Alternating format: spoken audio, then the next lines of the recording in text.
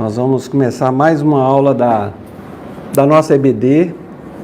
É um tema muito interessante, um tema polêmico, um tema assim que vai levantar dúvidas, vai trazer também algumas respostas, porque é um tema complexo.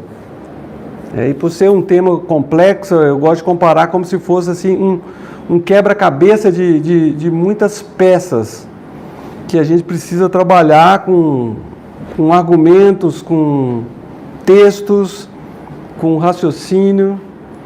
E eu sei que o conteúdo aqui vai chocar assim algumas pessoas, vai mexer com, às vezes, alguma coisa que você crê, mas como o tempo aqui é bem curto, a gente tem aqui uma hora e pouco para falar sobre esse tema que é tão longo. Se você deseja receber a apostila desse conteúdo assim mais completo, com mais detalhes, é só falar para mim ou para o Zambelli que a gente encaminha para vocês tirarem as dúvidas, tá? E antes disso nós vamos orar, pedir que Deus abra a nossa mente, o nosso entendimento, que eu tenho certeza que isso aqui vai esclarecer muita coisa. Então vamos orar nesse momento.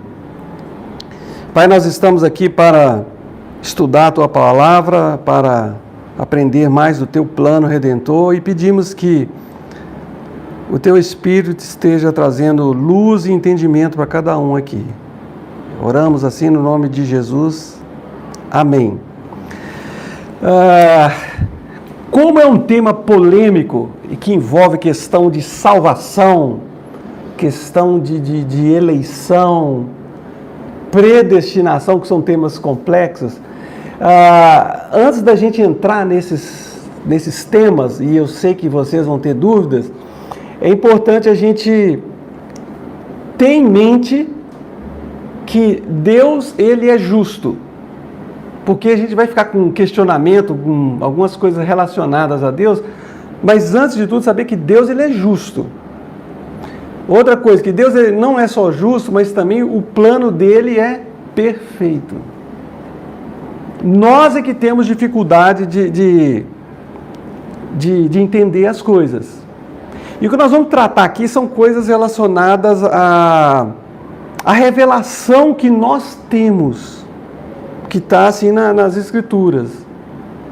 Tem coisas que a gente não sabe por que tem, por que aconteceu, por que é assim. Então, por ser esse tema polêmico, por ser um tema que exige o entendimento, a gente tem que sempre recorrer às Escrituras que trazem as respostas para essas questões aqui. E uma coisa que eu quero que vocês tenham em mente, além de que Deus ele é justo, que o plano dele é perfeito, é que vocês precisam colocar a razão acima das emoções.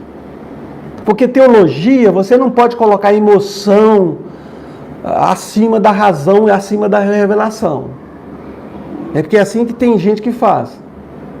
A razão precisa estar em primeiro lugar. Às vezes tem uma coisa que a gente não entende, mas é uma coisa que está na Escritura. Apesar da gente não entender, está na Escritura. Então é isso que nós vamos tratar, porque tem alguns temas, algumas perguntas que as pessoas fazem, que são, assim, que causam, dúvida. Por exemplo, qual foi o destino eterno daquelas pessoas que já morreram no decorrer da história, o destino eterno dessas pessoas? Para onde elas foram? O que está acontecendo com elas? Elas não tiveram nenhuma informação acerca de Jesus, do plano da salvação. Você já parou para pensar nisso? Para onde essas pessoas foram? Mas Deus ele é bom. Deus ele é bom. Mas Deus não é só bom. Então essa aqui é uma questão que a gente tem que trabalhar com o que a Bíblia traz para a gente. Tem hora que a gente vai chegar assim e vai falar assim, agora a gente vai só até aqui e pronto. Tem coisas que não adianta a nossa cabeça querer entender o plano eterno de Deus completamente. O que foi revelado para a gente é aquilo que a gente precisa saber, mesmo sabendo que tem algumas dúvidas. Mas a verdade é, muitas pessoas, muitos povos, no decorrer da história, eles morreram sem ter nenhuma revelação acerca de Cristo. A gente vê aqui, por exemplo, no primeiro século, o mundo tinha mais ou menos 100 milhões de pessoas. E naquela época, havia mais ou menos 60 mil etnias não alcançadas. O que eu quero dizer por etnias? Etnias são povos com a cultura, com a língua, com costumes diferentes. Por exemplo, no Brasil nós temos mais ou menos 150 etnias diferentes. Você vai lá entre os Yanomamis, lá no norte do Pará, você tem lá um grupo indígena. Você anda 20 minutos a pé, você chega na aldeia dos Mayongongues, que é outra cultura, as mulheres completamente diferentes, com a outra língua, com a outra cultura, um outro costume. Isso são chamados de etnias. No ano 1000, 50 mil etnias não alcançadas. E o número de cristãos aqui, ele vai aumentando. O mundo, em 2012, hoje também, tem aí mais ou menos 7 bilhões de pessoas. Quantas pessoas nunca ouviram o Evangelho? Já pararam para pensar nisso? Agora, em termos de religiões, a gente vê uma coisa... Pode falar, Felipe. E, na verdade, aqueles que a grande maioria já ouviram sobre o Evangelho, mas muitos não acreditam. Certo. Muitos não acreditam. Mas já ouviram. Mas também tem muitos também que não ouviram. Tá? Então tem esses dois lados. Por exemplo, aqui, evangélico, aqui 11%. Aí você vê outras religiões no mundo, tem tanta religião, na África, na Europa, na Índia, deuses diferentes. Aí a pessoa fala, qual a religião que é certa, qual o caminho que é certo?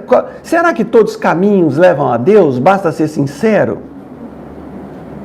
Então, até aqui eu quis levantar essa questão para vocês começarem a ficar já botando aí a mente para preparar. E eu vou fazer algumas perguntas para vocês. Pode fazer? Vamos ver aí quem que consegue acertar mais. Alguns exercícios com algumas perguntas bem simples. Primeiro, aqueles que não ouviram o Evangelho serão perdoados. Verdadeiro ou falso? A pessoa nunca ouviu. Morreu? Deus é bom? Se você não quiser responder, mas responda para você, se você acha que isso é verdadeiro ou que isso é falso. Segundo, quem não ouviu o Evangelho terá uma segunda oportunidade. A pessoa morreu, não ouviu, coitadinha. Então ela está lá no lugar dos mortos, também conhecido como Hades ou Sheol, está lá mais um dia ela vai ter uma segunda oportunidade, porque Jesus vai lá, vai pregar e ela vai se arrepender e vai ser salva. Terceiro, Deus salvará quem não ouviu pela reação que teriam. Deus, na eternidade passada, vai olhar lá para o futuro, vai ver, não, aquele lá vai receber, então aquele vai ser salvo. As pessoas usam aquele texto que fala, eleito segundo a presciência de Deus. Que Deus lá na eternidade passada olhou e viu quem que ia crer e salvou essas pessoas. É uma salvação pelas obras antecipadas, né? E quando Deus na eternidade passada olhou para a eternidade, o que Deus viu está lá no Salmo 14. Não há nenhum justo. nem sequer um. Todos se extraviaram, não há quem faça o bem, não há nenhum, nem há. É isso que Deus viu quando ele olhou para a eternidade passada. Aquilo é uma interpretação errada daquele texto, eleito segundo a presciência de Deus. Todos serão salvos por causa da bondade de Deus. Deus é bom e num dia ele vai dar uma anistia ampla, geral e restrita para todo mundo, porque afinal de contas Deus é bom. A gente não entende, mas ele vai dar um jeitinho nessas coisas, né? Mesmo ele não sendo brasileiro. Uma pessoa será salva se crer que Deus existe. Ela crê que Deus existe. Ou ela até faz afirmações acerca de Deus, né? Tá acabando aqui, gente. Pessoas piedosas de todas as religiões serão salvas. São pessoas boazinhas.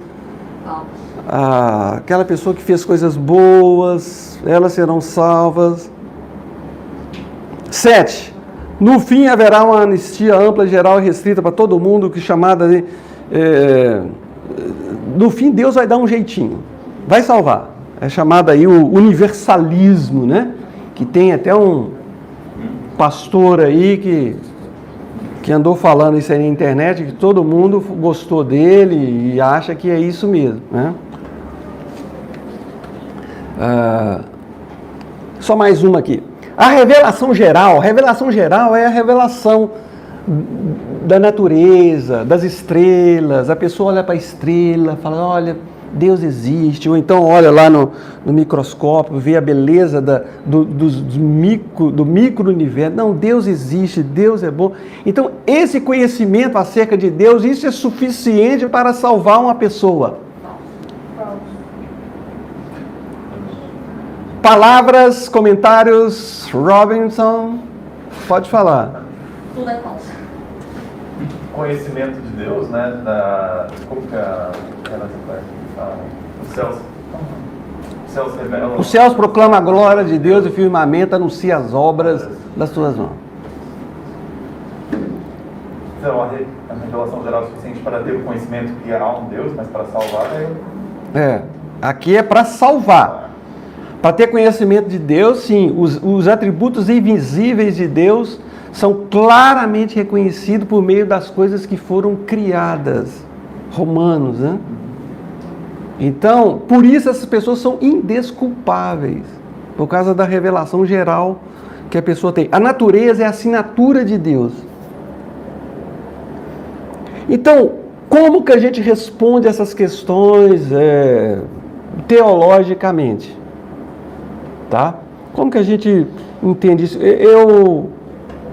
O propósito meu aqui não é falar assim, qual é a verdade acerca disso, o que vocês têm que crer, mas o que as pessoas no decorrer da história respondem acerca disso, porque isso não é uma dúvida que está aparecendo aqui agora, que está caindo de paraquedas aqui, mas é uma dúvida no decorrer da história que os teólogos tiveram que pensar sobre isso. Então eu vou apresentar para vocês aqui um resumo. Essa aula aqui é um resumo, eu já falei, se você deseja ter uma apostila completinha, com todos esses detalhes aqui, a gente manda para vocês. Então eu quero mostrar aqui para vocês umas posições teológicas acerca dessas... Como responder isso? Tem 3 linhas teológicas e talvez a sua, que vai ser a 4ª, né?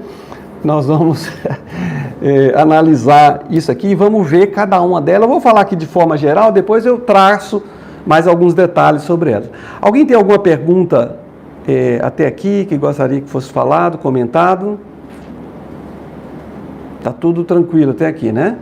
Então, sinal que eu posso dar mais uma complicadinha aqui. A primeira opinião é chamada de universalismo, tá? O universalismo, ele vê assim como Deus sendo um Deus bondoso e amoroso, que é uma verdade, e que no final, por causa da bondade, do amor, da misericórdia dele, ele vai salvar todos, mesmo a gente não sabendo como que isso vai acontecer, mas isso vai acontecer. O universalismo, ele nunca foi muito aceito mas ele nos últimos anos, nas últimas décadas, por causa de algumas declarações de 2, 3 pastores aqui no Brasil que saíram botando vídeo aí na internet acerca disso aí, que Deus, ele ia dar um jeitinho, depois a pessoa arrependeu do que ela falou, mas jogou farinha no ventilador, piorou mais ainda a situação. Tem algumas pessoas que estão crendo nisso aí. Os teólogos liberais, eles baseiam toda a teologia deles em cima do amor de Deus, que está certo. Isso é uma verdade, mas não é toda a verdade.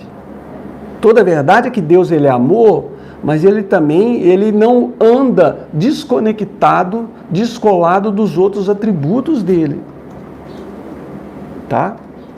Então, essa é a primeira opinião, que é chamada universalismo. A outra que tem é o exclusivismo, ou o restritivismo, né? Restrito, exclusivo, que fala que Deus vai salvar somente aquelas pessoas que creram no Messias, ou no Jesus Cristo Messias.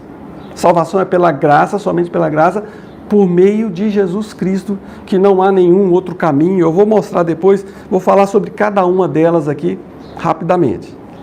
Então, de um lado você tem um extremo que Deus vai salvar a todos, do outro lado você tem a ideia de que é só em Jesus, só Jesus salva. Jesus é o only way, o único caminho, né? Uma coisa que foi falada aí na década de 60, era isso, por causa de alguns universalistazinhos de plantão que tinha naquela época. Então, tem esses dois extremos. Recentemente apareceu um outro grupo que tenta resolver essas duas questões, mas eles criam um outro problema que é chamado de inclusivismo. Tá? Esse é um grupo mais recente que fala que a salvação será de acordo com a resposta à revelação que aquelas pessoas tiveram acerca de Deus. Ou seja, em qualquer cultura, em qualquer etnia, as pessoas têm algum tipo de revelação de Deus. E baseado na reação que essas pessoas têm à revelação de Deus, ela olha assim e fala, existe um Tupã, um Deus superior, um Deus que toma conta, um Deus que... Então, Deus olha para aquela pessoa e fala, essa aí vai ser salva por causa disso. Então, o inclusivismo, ele tem esse ponto de vista que pensa que Deus vai salvar essas pessoas baseado em algum tipo de conhecimento que elas têm. Isso aqui são as 3 linhas de entendimento sobre isso aqui. O que eu quero fazer agora? Eu quero comentar rapidamente sobre cada uma delas. Vocês entenderam isso aqui? Que tem essas... Alguém tem alguma outra opinião sobre isso? Alguém tem alguma pergunta? Vocês podem perguntar, tá? Pode ser de máscara mesmo. O que vocês acham desse assunto? É complicado? É, né? Ou não? Como que a gente vai resolver isso aqui? Gente, a teologia, a gente começa resolvendo alguns problemas por algumas coisas que são mais fáceis de resolver. Por exemplo, se você tem um quebra-cabeça de 1000 peças, sabe? Como que você começa? Pela aqueles que tem um quadradinho assim, né? Porque você fala, só pode. Se tem 4, então você vai, opa, resolvi. A teologia é assim também. A gente tem que pegar algumas coisas que a gente já tem, que são verdades que estão reveladas. Tem algumas coisas que são meio nebulosas, tem uma coisa que são mais difíceis, mas tem algumas coisas que são mais fáceis. Então você tem que começar construindo o seu quebra-cabeça com algumas coisas que são mais fáceis. Deixa eu perguntar para vocês. O que vocês sabem acerca da salvação do homem? O que a Bíblia fala? Vamos lá. Só vai ser salvo quem crê em Jesus. Quem crê em Jesus, o que mais? Todos pecaram. Todos pecaram. Morre uma única vez. Hã? Morre uma única vez. Uma só morte. parênteses, a não ser que Deus tenha algum outro propósito, no caso de Lázaro, né? Vindo depois disso o juízo, tá? Não é vindo depois disso a anistia, vindo depois disso o juízo. A morte afetou a todos. O que mais? É a morte de Cristo é para todos. Aham. A morte de Cristo é para todo aquele que crê. O que mais? Porque Jesus é o único caminho. Né? Jesus é o único caminho. E tudo isso que vocês falaram é o que está aqui. Tá vendo? Vocês já têm uma base que é questão da salvação. Não adianta vir falar que salvação é por obras, que você que conseguiu, que... Não, isso aqui são coisas que a gente já tem aqui. Baseado nisso, a gente começa a entrar naqueles temas lá da salvação. Primeiro são o universalismo, quero ver com vocês. Só lembrando que, assim como vocês usam os textos bíblicos para defenderem a crença que vocês colocaram aqui, os universalistas e os inclusivistas também usam a Bíblia. Então, usar a Bíblia não significa tudo. Tem que usar a Bíblia interpretado da maneira correta, sabendo que a gente, às vezes, tem ou comete alguns equívocos na interpretação. Mas nós vamos ver o que eles usam, universalistas, eles usam a Bíblia, né? E então, o que eles pensam? Universalistas esquecem que todos serão salvos. Aí tem dois tipos de universalista, né? Que fala que Deus vai dar uma anistia, que Deus vai salvar todo mundo no final, que Deus ele é bondoso. Agora, o universalista cristão, o evangélico, mais é o pessoal da igreja que a gente percebe isso aí, eles acham assim que, não, Deus vai dar uma chance para essa pessoa aos 49 do segundo tempo. Deus vai dar um jeitinho, ou quando ela está na vida, ou na hora da morte, ou até mesmo depois da morte. Que, vamos supor que essa pessoa morreu, ela não teve oportunidade, então Jesus vai lá no inferno e vai pregar aos espíritos que estão em prisão, aquela pessoa vai crer e ela vai subir e vai para o céu. Já viram isso aí? Aí entra aquela questão, vale a pena falar do Evangelho com uma pessoa que está no UTI? Eu acho que a UTI e presídio são os dois lugares que as pessoas mais aceitam a Cristo. É a experiência que eu tenho. É que no caso de UTI, a pessoa teoricamente... Aqui está lá, semi-apagada, né? Está em coma. Eu já vi casos de pessoas que aceitaram a Cristo quando estava ali em coma no hospital. O médico falou, olha, esse aqui não tem mais jeito, ele vai morrer. E ele falou para mim assim, eu estava ouvindo aquilo. E eu era orgulhoso, eu era soberbo, eu ouvi aquilo, naquele momento eu entreguei minha vida para Jesus. Mas voltou a viver. Voltou a viver, tanto é que ele me falou. Os que não chegam a ter consciência. Mas assim, a gente não sabe, né? Mas enquanto a pessoa está com vida, Deus ele pode usar. Agora, com relação à salvação dela no Hades, já é outra coisa. É outro esquema, né? O universalismo ele teve um crescimento assim, no início ali da história da igreja, mas só voltou agora no final do século XIX. E hoje em dia a gente vê alguns teólogos liberais, alguns teólogos católicos que eles são assim, são muito poucos. Eu não conheço Eu conheço aí dois teólogos universalistas, mas eles mudam de opinião. Então, o universalismo é uma proposta otimista com relação àqueles que já morreram. E quais são os textos bíblicos que eles usam? Os textos bíblicos são alguns.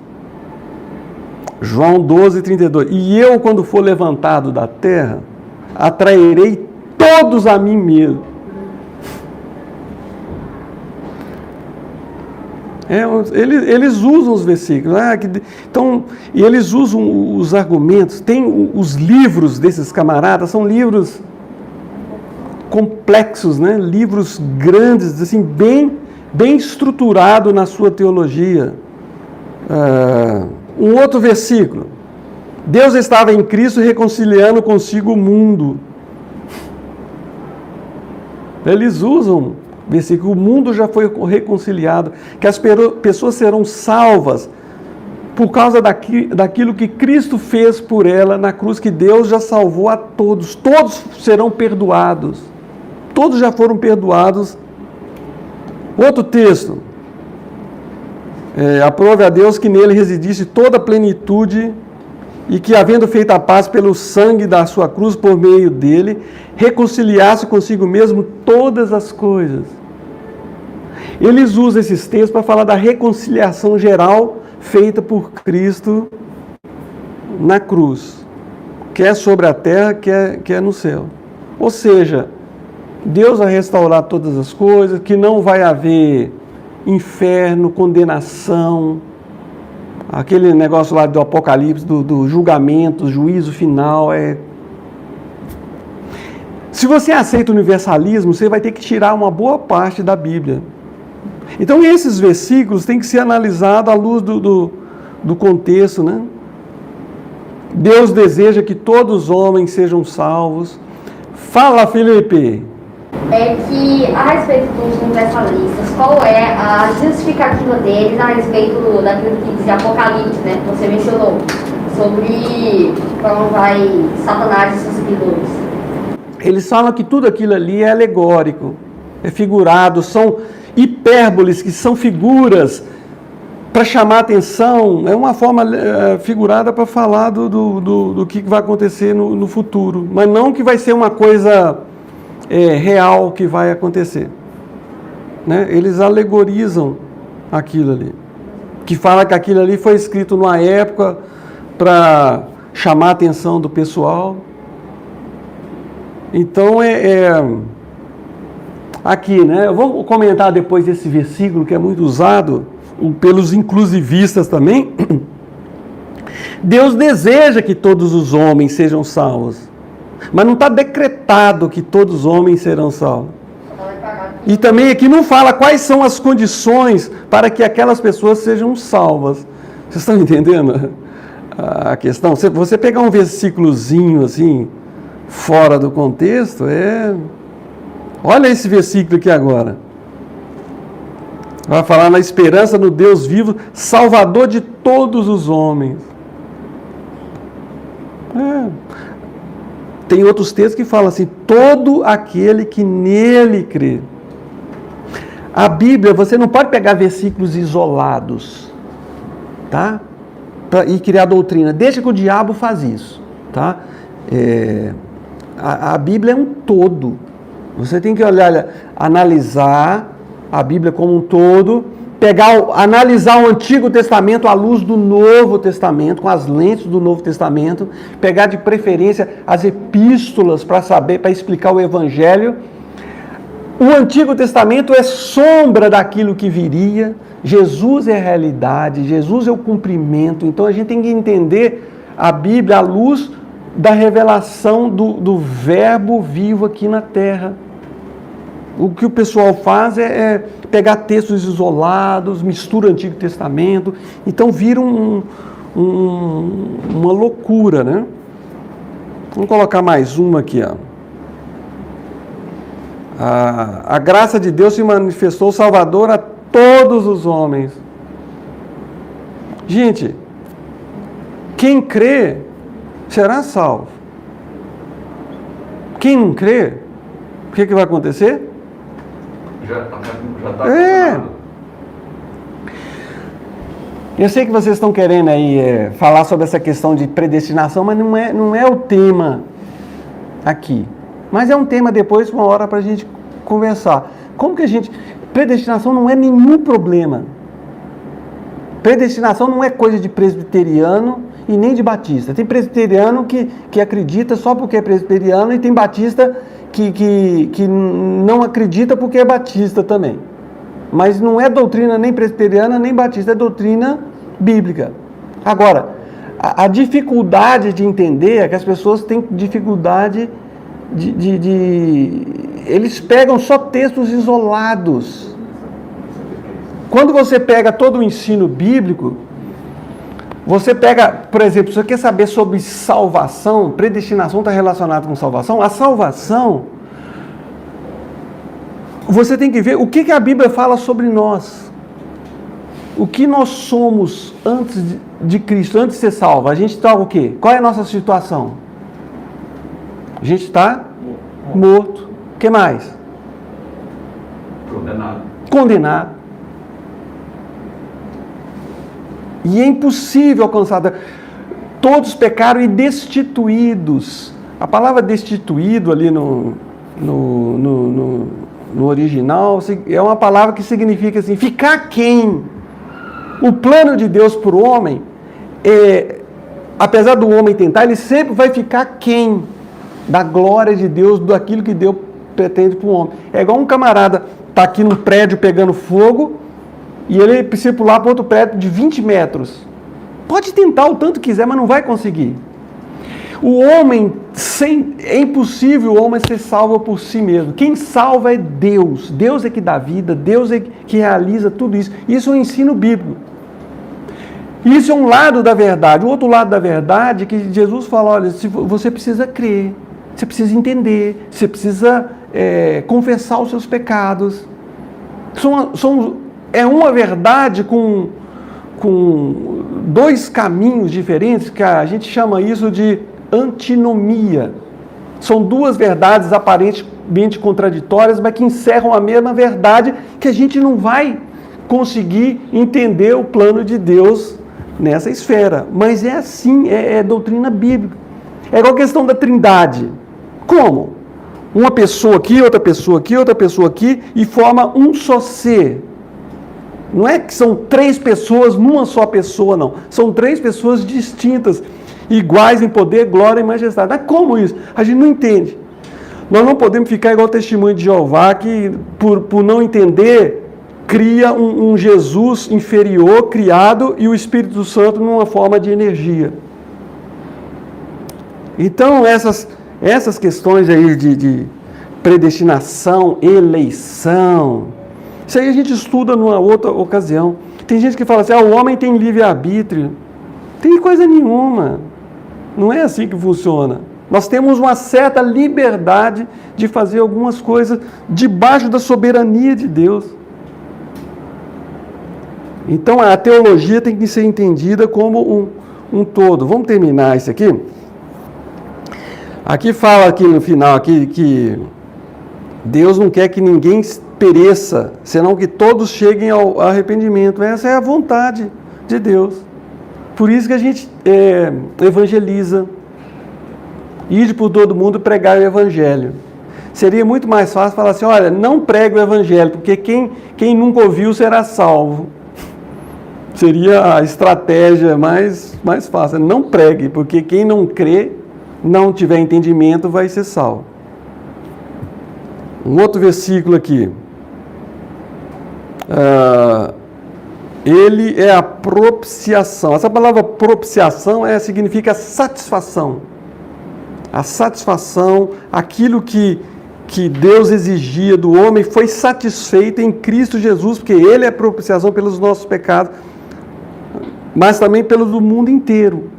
Aquele que crê em Cristo será salvo.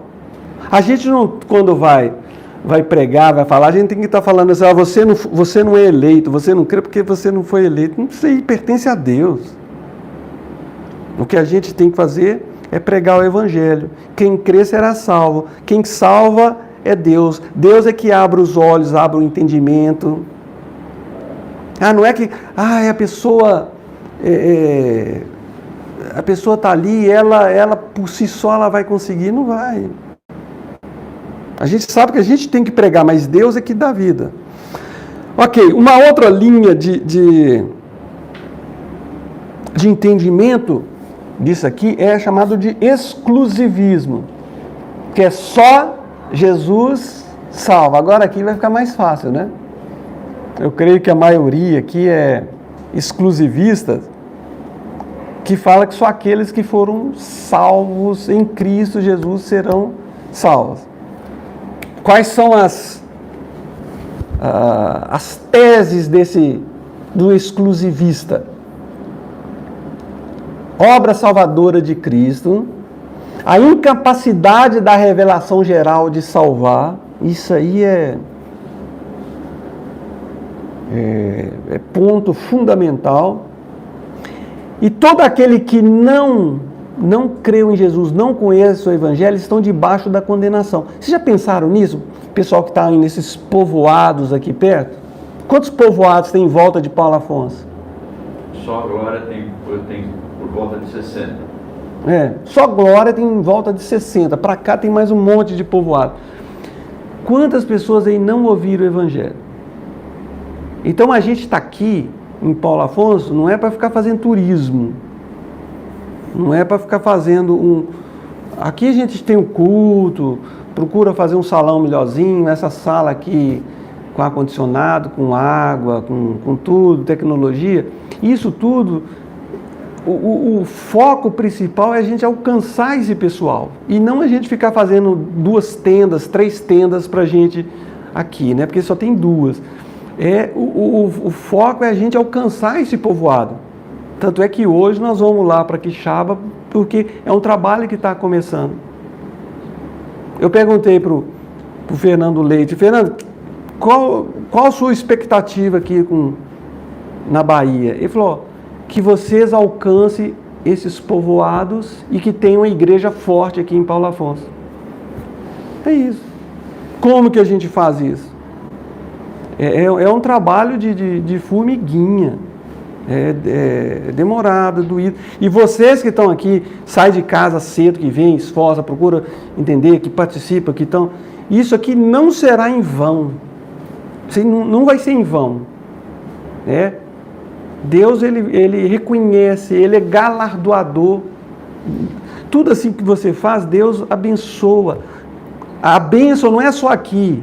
Não é que você vai ter um iPhone 12 e um Rolex. Não é isso. Nós já fomos abençoados nas regiões celestiais. Nós já somos abençoados. A gente não precisa de cura, de nada. Isso aí é tudo steps, né? Então, o exclusivismo, ele fala que a salvação somente pela graça em Jesus. Agora, vocês têm algum texto? Eu coloquei alguns textos aqui, mas eu gostaria que vocês falassem de alguns. Quais que vocês lembram aí? Que fala assim do exclusivismo. Provavelmente todos vocês aqui sejam exclusivistas. Amém. Né? Pela graça sois salvos. Pela graça sois salvos mediante a fé. E isto, tanto a salvação como a fé, que é o isto, né, que é o neutro, está falando dos dois, isso é dom de Deus. A fé não vem de você. A fé é dom de Deus. A salvação é dom de Deus. E tudo isso é pela graça. Nós não somos salvos pela fé, nós somos salvos pela graça. No Antigo Testamento a gente fala, não, antigamente vivia debaixo da lei e agora é debaixo da graça. Não, sempre foi pela graça. Pela graça sois salvos. Qual outro texto? João 11, 25. Disse-lhe Jesus: eu sou a ressurreição, a vida, aquele que crê em mim, ainda que morra, viverá. E quem vive e crê em mim não morrerá eternamente. Vou aqui pergunta para Marta, né? Você crê nisso? E ela... Isso é dentro do contexto da morte, antes dele ressuscitar lá. Esse é o texto de funerária, né? Eu sou a ressurreição e a vida, sempre tem lá essa frase, mas é uma verdade. Infelizmente as pessoas morrem sem crer naquilo que está escrito ali, eles deixam para colocar depois, né? Mas essa deve ser a nossa mensagem. Cara, você está correndo um risco. Você está correndo um risco muito grande. Antes de eu aceitar o evangelho, eu tinha um medo de morrer. Aí um dia eu estava dirigindo à noite, voltando da igreja, né? Bati num barranco, assim, o carro... Eu falei, se eu fosse aqui... Qual outro texto? João 3,16 mesmo. Oi? João 3,16 mesmo. Deus amou o mundo de tal maneira... Para que todo aquele que nele crê. Tem mais, vamos lá. Atos 4:12. Não há salvação em nenhum outro, pois debaixo do céu não há nenhum outro nome dado aos homens pelo qual devamos ser salvos. Mas aqui, não existe nenhum outro nome. Foi Cristo quem nos deu, por meio da nossa fé, esta vida na graça de Deus. E agora continuamos firmes nessa graça e nos alegramos da esperança de participar da glória de Deus. Isso. Outro texto, tem um que é bem facinho, que é o resumo. Está lá no Evangelho de João. Isso. Eu sou um caminho. Não, o caminho. Eu sou a verdade. A verdade não é um conjunto de informações. A verdade é uma pessoa. Eu sou a verdade e eu sou a vida. Ninguém, mas ninguém mesmo, vem, não é vem ao Pai, ou pode ser vai ao Pai, né? O verbo ir, vai e vem, aqui no original é a mesma coisa. Ninguém vai ao Pai senão por mim. É o exclusivismo. Outro texto. De forma negativa aí, mas Pilatos perguntou retoricamente o que é a verdade. Ou seja, para ele, saber o que é a verdade era algo impossível. Hoje em dia também não existe uma verdade. O relativismo hoje em dia fala que não existe uma verdade. Entre o certo e o errado, há uma quantidade enorme de tons de cinzas diferentes, né? Quem nele crê não é julgado. O que não crê já está julgado, porquanto não crê no nome do unigênito Filho de Deus. Aí tem vários outros textos, né? Se com tua boca confessares como o Senhor em teu coração e credes que Deus ressuscitou dentre os mortos, serás salvo.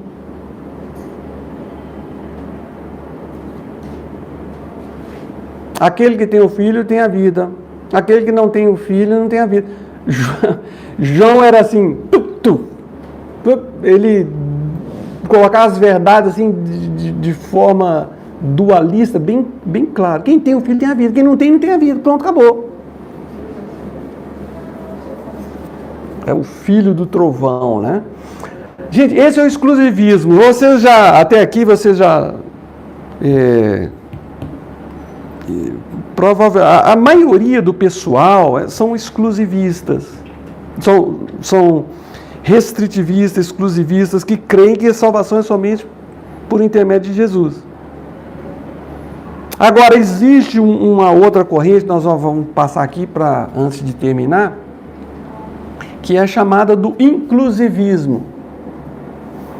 A salvação vai ser de acordo com a revelação que as pessoas tiveram, por isso que fala assim, e aquelas pessoas que morreram sem Cristo, o que vai acontecer com essas pessoas?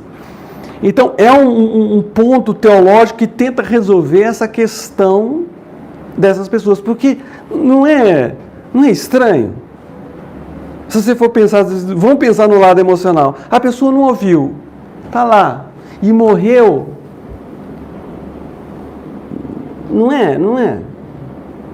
Então, ultimamente, no século XIX e XX, apareceram alguns inclusivistas.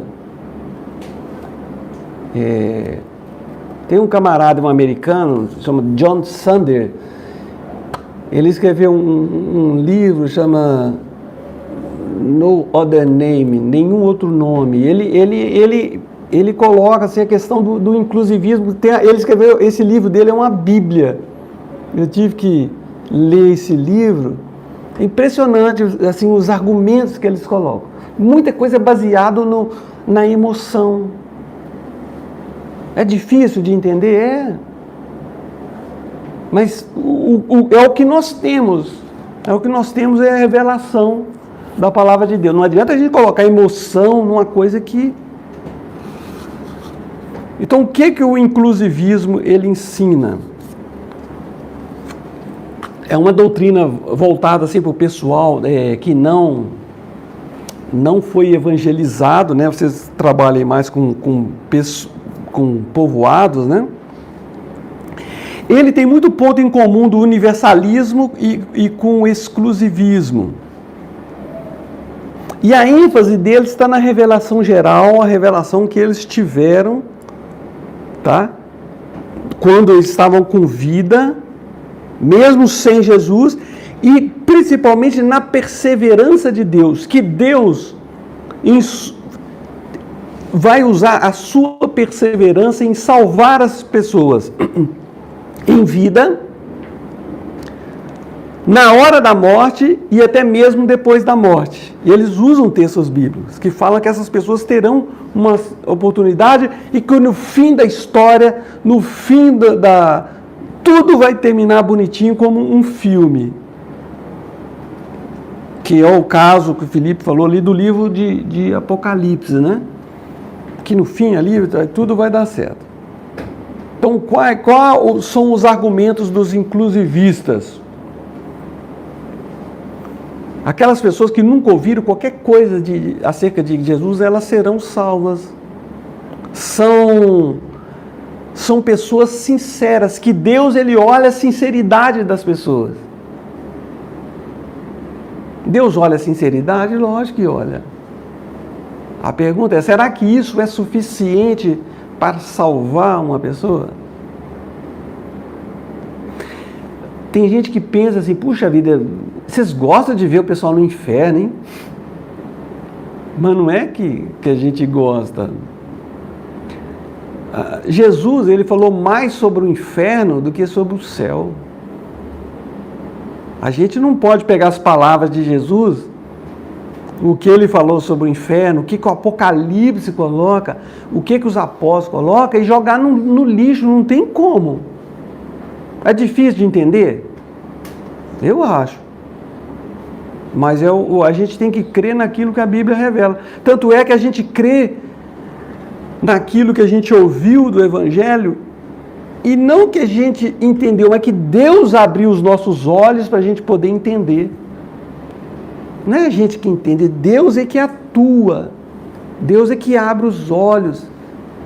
Você acha que Paulo teve fé em Jesus? Nada. Deus que foi lá e abriu os olhos dele. E foi assim com a gente também, né?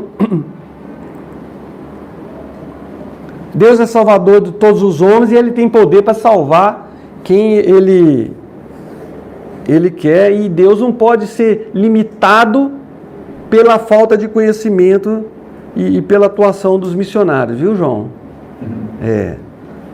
A atuação dos missionários.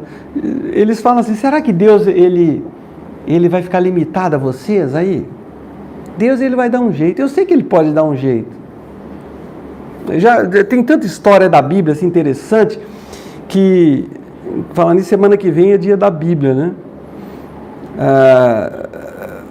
Pessoas que deixaram um Novo Testamento dos Gideões cair do trem de ferro, caiu no buraco lá, uma pessoa pegou, começou a ler aquilo ali, se converteu, evangelizou todo aquele povoado que tinha, onde caiu aquele Novo Testamento. Tem muita história interessante.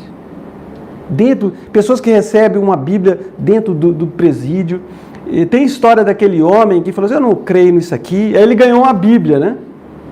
Aí o homem falou assim, olha, eu vou fumar todas as páginas. E o cara foi usando a Bíblia para fazer o cigarrinho dele para fumar. E quando ele estava fazendo o cigarrinho da página de João 3,16, sabe o que aconteceu? Ele se converteu. Então, a Bíblia, ela é o poder de Deus para a salvação, não tanto a gente. A gente é um mero instrumento para levar a palavra e a gente precisa levar. Mas quem salva é Deus. Deus, ele pode usar quem ele quiser, mas ele usa a palavra dele.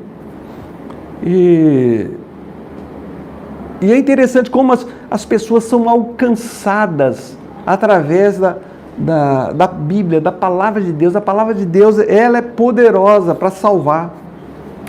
Outra coisa, a salvação dessas pessoas que não ouviram o Evangelho, ela está baseada naquilo que Jesus Cristo fez na cruz por ela, que Jesus já morreu e ele morreu por todos. E aquelas pessoas que não tiveram oportunidade, e elas vão responder de acordo com a revelação que elas tiveram em Deus. Como que vocês acham que as pessoas eram salvas no Antigo Testamento sem ter Jesus? Como que era? Tem um texto interessante de Jó, né? Hã? Que fala, eu sei que meu Redentor vive. Acho que é 25, alguma coisa. Mas isso o Jó estava pensando ele não estava pensando assim num Messias, ele estava pensando no Redentor dele, num resgatador dele, né? Alguém que poderia... a ideia o Antigo Testamento, eles tinham uma ideia daquele que viria, do Messias. Aquele que... a salvação, a expiação, a morte de Cristo foi antes da fundação do mundo. Não é coisa que Deus veio aqui para resolver um problema e mandou Jesus e parece que o negócio não deu certo, mataram ele, mandou os apóstolos, também não deu certo. Não é isso. O plano redentor de Deus foi estabelecido antes da fundação do mundo. Foi tudo antes da fundação do mundo. Não é coisa assim de... Ai, Deus, aquele ali, vai lá, pega ali, pega, não, senão aquele ali vai. A gente tem que entender Deus como que está tudo sob o controle dele, que não tem nada perdido, né? Ele sabe o que está fazendo, o plano dele é eterno. Um outro argumento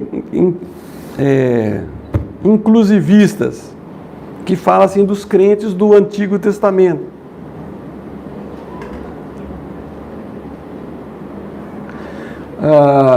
Eles colocam uma distinção entre crer em Deus e crer em Jesus. E eles falam assim, olha, algumas pessoas acreditam em Deus. Essas serão salvas. O pessoal do Antigo Testamento acreditava em Deus. O pessoal do Novo Testamento crê em Jesus. Que tudo é a mesma coisa. No Antigo Testamento as pessoas olhavam para frente. Olhava para a cruz, para a salvação, para o plano de Deus, para aquela revelação que tiveram de Deus. Nós olhamos para trás, aquilo que Jesus Cristo fez. Mas o centro da história, a plenitude do tempo está na cruz de Cristo. Jesus, ele é o centro da história. Um outro ponto de vista aqui dos inclusivistas é que fala que Deus ele é generoso, ele é misericordioso, que ele vai salvar. Então tudo isso, gente, são ideias dos inclusivistas e outra coisa que eles colocam aqui, que nós não temos toda a revelação de Deus. Nós não temos toda a revelação de Deus, mas o que a gente precisa para a gente ser salvo, a gente tem aqui nas Escrituras. E existe um grupo de pessoas que são chamadas de agnósticos. O agnóstico fala assim, olha, eu não sei se Deus existe. ou eu não tenho um conhecimento de tudo que vai acontecer. Esses são chamados assim de diagnóstico. Então, eles falam assim, nós temos uma limitação muito grande para entender o plano de Deus.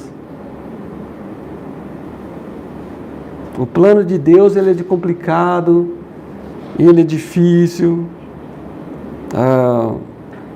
Esses inclusivistas,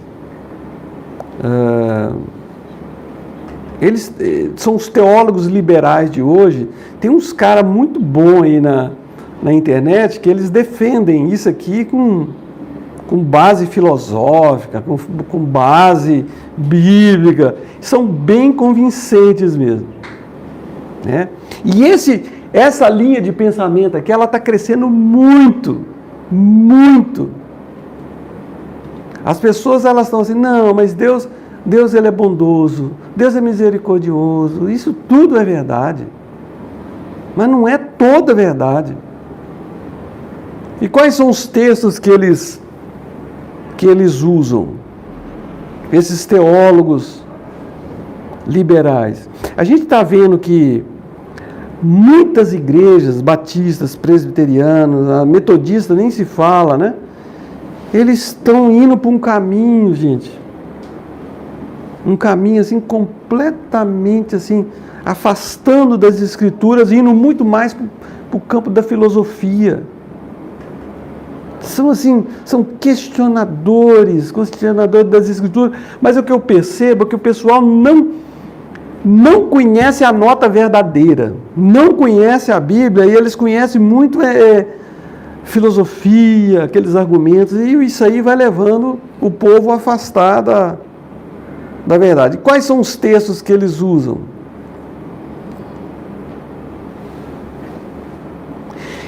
A Bíblia revista e corrigida, tem João 1,9, lá embaixo fala assim, que ali estava a luz verdadeira que alumia todo homem que vem ao mundo. Por causa dessa tradução, os caras começaram Antigamente só tinha a Bíblia revista e corrigida usada pelos batistas e a revista atualizada dos presbiterianos, né? As duas são muito boas, mas as duas já tem uma linguagem. Depois que fizeram essas traduções, muitos outros manuscritos já foram descobertos. As interpretações, as traduções vão melhorando, né? A NVI, a NVT já traz uma melhor tradução desses textos. A NVI traz aqui, estava chegando ao mundo a verdadeira luz que ilumina todos os homens. Só que esse texto tem que ser analisado junto com outros textos, né?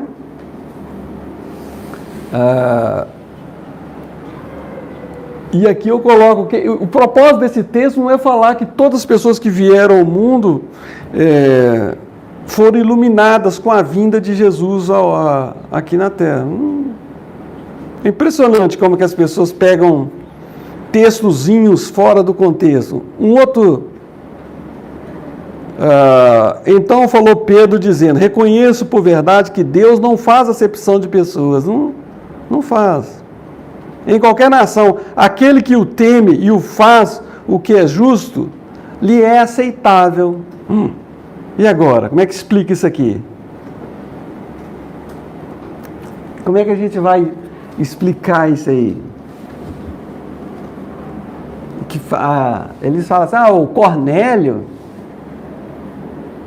ele era um camarada piedoso, salvo, né? Sem a revelação especial.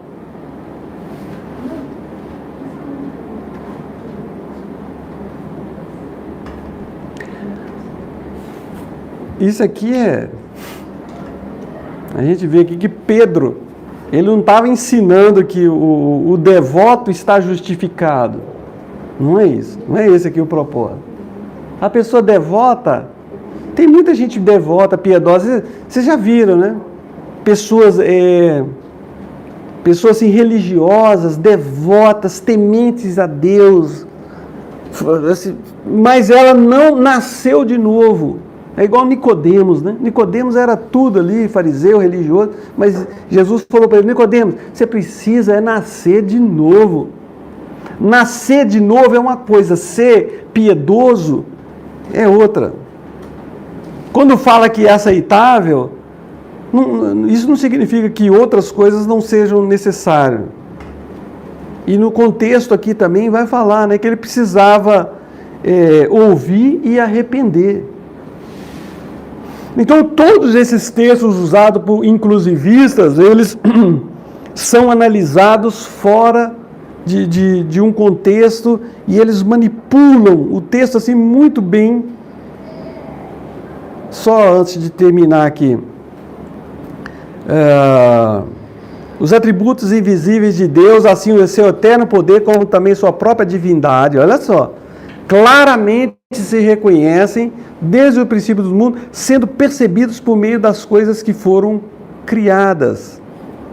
Ou seja, Deus pode ser reconhecido por meio das coisas que foram criadas. Pode? Pode. Agora, isso é suficiente para salvar? Não. A revelação geral, ela não salva, né? É igual aquela pessoa assim, eu não conheci, eu nunca ouvi, então eu vou ser salvo baseado na minha ignorância, porque ninguém nunca pregou o evangelho para mim. A ordem é pregar o evangelho. Mais um versículo aqui. Deus deseja que todos os homens sejam salvos. Ele deseja. Mas não existe um decreto que Deus vai salvar todos os homens. E aqui também, quando fala que Deus deseja, não fala também sobre as condições para a salvação. Quais são as condições para a salvação? A pessoa tem que ser boazinha. Crer que Jesus morreu pelos pecados. Crer que Jesus morreu crer e se arrepender dos seus pecados. Crer que ela é pecadora, se arrepender, ouvir, a pessoa precisa ouvir o evangelho, precisa entender. Não basta ouvir e entender. Eu conheço pessoas que ouviram o evangelho a vida inteira, sabe tudo, mas a pessoa não teve os olhos abertos. Pelo fato dela não ter os olhos abertos por Deus, ela vai ser justificada. Alguma pessoa vai poder chegar lá no céu e falar assim: olha, o Senhor não me abriu os olhos. A salvação é o Senhor que faz. A pessoa vai poder fazer isso? Lógico que não. Então a pessoa pode pensar assim: mas Deus então está sendo injusto. Por que Deus salvou uns? Uns são salvos e outros não. Outra coisa, gente, o inferno... Tem gente no inferno hoje? Tem. Mas Deus é bondoso? Mas tem gente lá? Tem.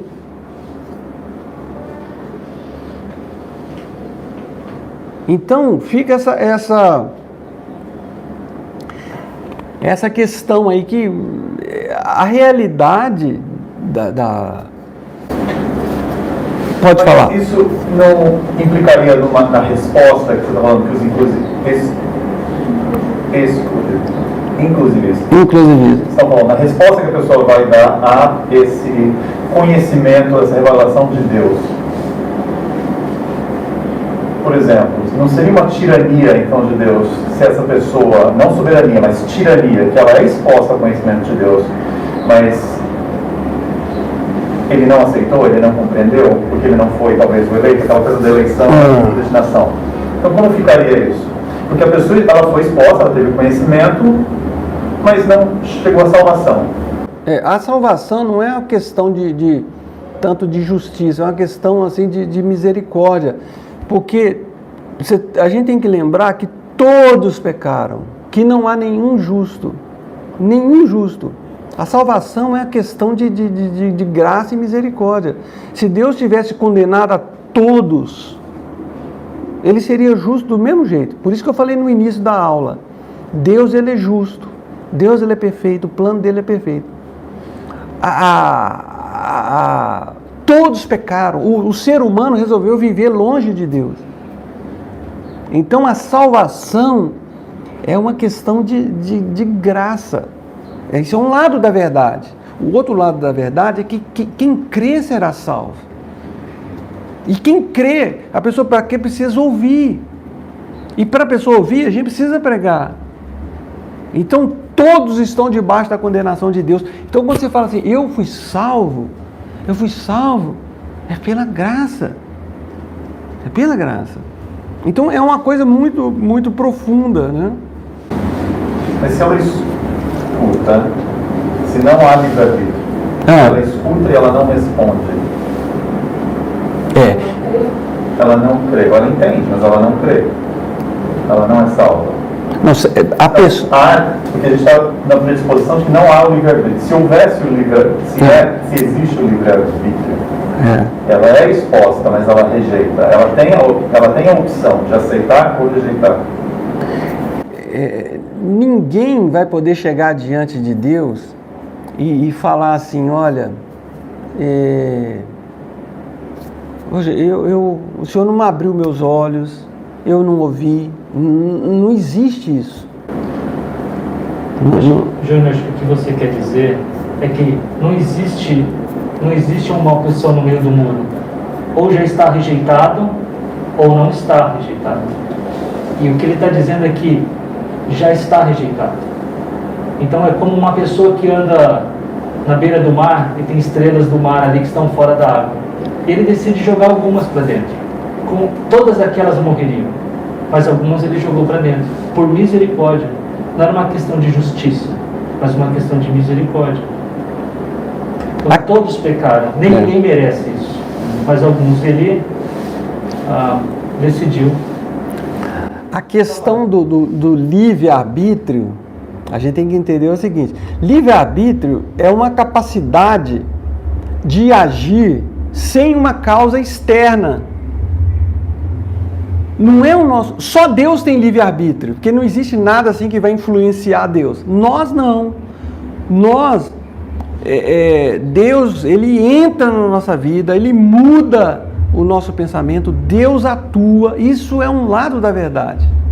Deus, ele endurece o coração, Deus amolece o coração, Deus abre os olhos, Deus abre o entendimento. Isso é um lado da verdade. O outro lado da verdade é que Jesus coloca, olha, se alguém vier a mim, mostra o lado pessoal da coisa. São as duas coisas. Não adianta a gente tentar resolver isso aqui, olha, é assim, ou é isso, não, são as duas coisas. Como que isso funciona?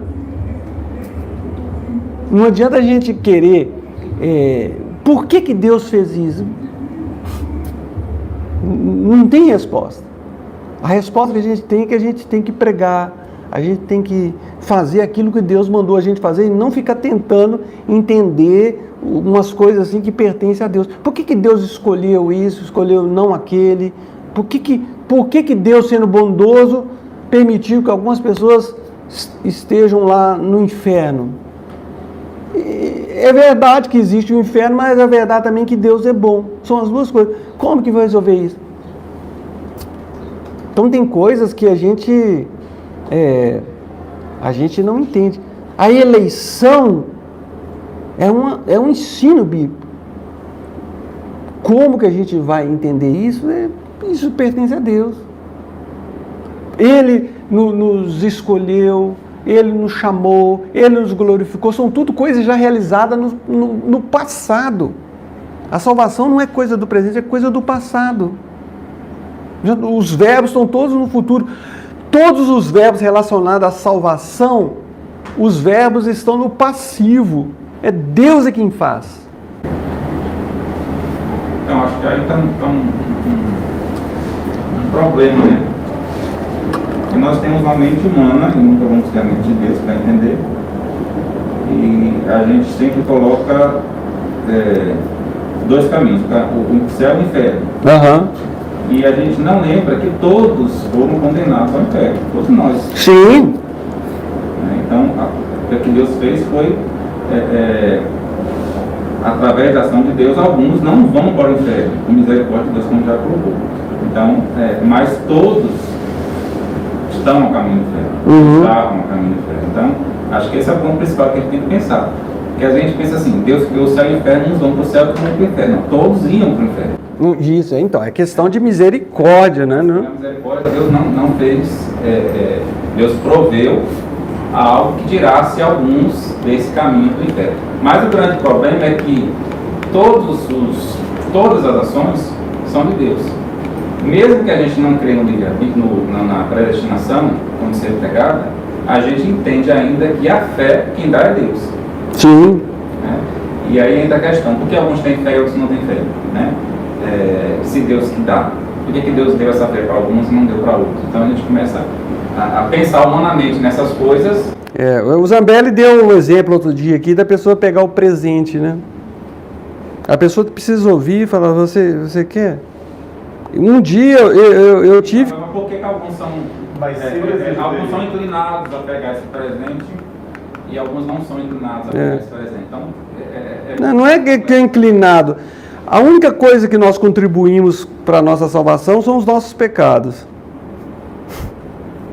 Não, eu entendo. Quando a gente começa a colocar essas coisas, até pensar demais nisso, aí vem até mais dúvidas do que o desejo dele que todos são salvos. E claro, no infinito conhecimento dele, eles sabem aqueles que vão ser. Isso é presente, que vão, né? Exato. Então não há uma resposta individual que eu possa. Sim, não tem. É o que eu estou falando assim. São duas coisas. A pessoa ela tem que decidir. Ela tem que decidir aquilo que ela ouviu. Senão, a gente precisa pregar o Evangelho. Quem crê será salvo. Aí que está. A gente não tem que... A função da gente não é ficar tentando resolver essa questão. O que a gente precisa fazer é pregar o Evangelho. Quem crê, todo aquele que vier a mim, Jesus ele pregava, falou, se tem as condicionais, se alguém, todo aquele, isso é um lado da verdade. O outro lado da verdade, que também é bíblico, é que Deus, ele nos chamou, nos glorificou, nos santificou. Deus fez isso, Ele nos escolheu antes da fundação do mundo, não foi um plano B. Então a teologia não é matemática. Teologia, você tem que trabalhar naquela revelação que você tem que ir até onde a Bíblia coloca, e não passar, e nem ficar quem. Então, eleição, predestinação, para mim não é nenhum problema. Não é nenhum problema. E eu também não fico aí acordado por causa disso. Não, o que a gente tem que fazer é pregar, né? Gente, passou já o tempo aqui bastante. Sem fé é impossível agradar a Deus. Tá vendo? Coloca a responsabilidade no homem também. É necessário que aquele que se aproxima de Deus creia que Ele existe. Não é só acreditar que Deus existe. Mas isso aí não é suficiente. São as duas coisas.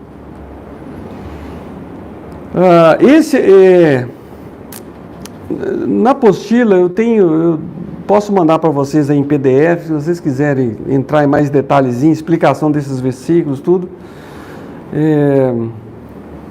Eleição, predestinação é um outro tema que a gente pode tratar numa outra época, mas a gente tem que trabalhar com conceitos, com doutrinas que são mais fáceis de entender, para tratar dessas coisas que são mais assim complexas, mas são verdades bíblicas. Isso aqui não é a coisa mais complexa da Bíblia também.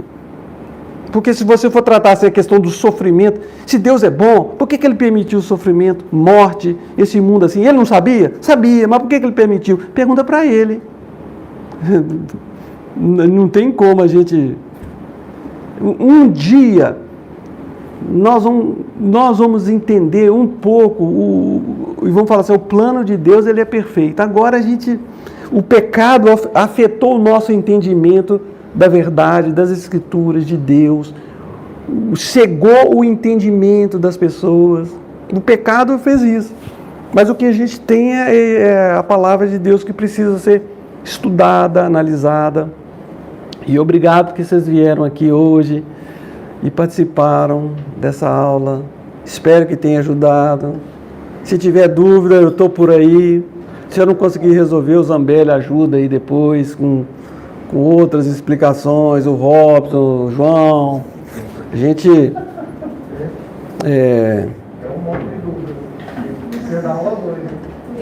pode ser, depois a gente pode um dia, se quiser, conversar pelo Google Meet aqui, discutir, falar, porque aí todo mundo fala aqui, como está gravando, o pessoal às vezes não fala, né? Mas é legal. Tá bom?